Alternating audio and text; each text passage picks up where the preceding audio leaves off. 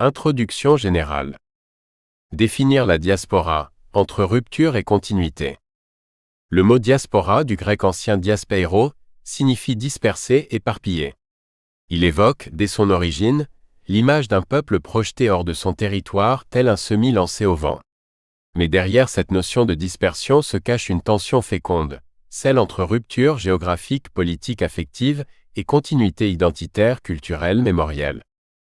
Une rupture géographique et existentielle. Être en diaspora, c'est d'abord vivre loin.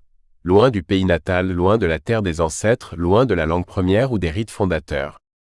L'exil peut être volontaire par quête d'une vie meilleure ou subi guerre, génocide, famine, esclavage.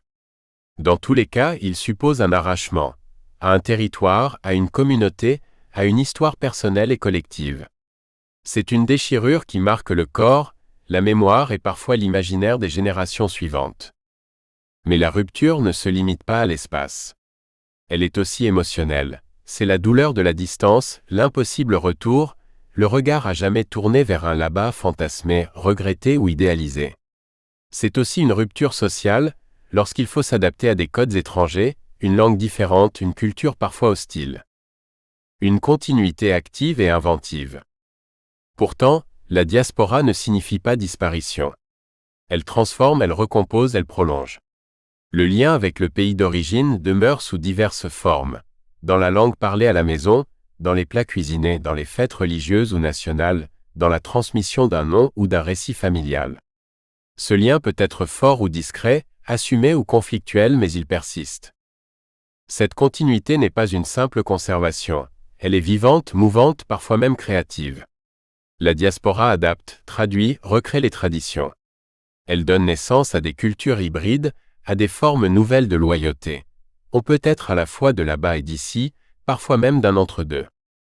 Dans ce sens, la diaspora est un espace de réinvention, réinvention de soi, de son histoire, de son identité. Elle défie les frontières rigides des nations, des appartenances religieuses ou ethniques. Elle montre que l'identité humaine est faite de passages, de ponts, de liens. Une dialectique permanente. Rupture et continuité ne s'opposent donc pas, elles se répondent, se nourrissent. Sans rupture, il n'y aurait pas de diaspora.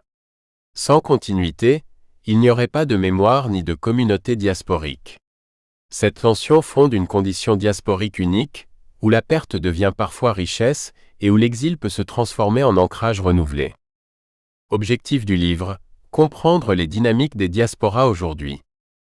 Les diasporas sont aujourd'hui au cœur de notre monde globalisé. Elles ne sont plus des marges silencieuses ou des communautés isolées. Elles sont devenues des acteurs majeurs des échanges économiques, culturels, politiques, scientifiques et sociaux à l'échelle mondiale. Pourtant, elles sont souvent mal comprises, réduites à des clichés ou ignorées dans les discours dominants.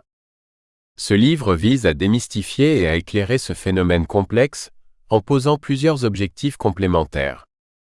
1. Retracer l'histoire longue des diasporas. Comprendre les diasporas actuelles nécessite un regard rétrospectif. Il s'agit de replacer les diasporas dans leur continuité historique, de l'exil juif à la traite atlantique, des diasporas marchandes médiévales aux migrations postcoloniales. L'histoire permet de mettre en lumière les causes profondes et les formes évolutives de ces dispersions humaines. 2. Analyser les réalités contemporaines. Le livre s'attache à comprendre comment vivent les diasporas aujourd'hui, à l'heure d'Internet, de l'aviation low cost,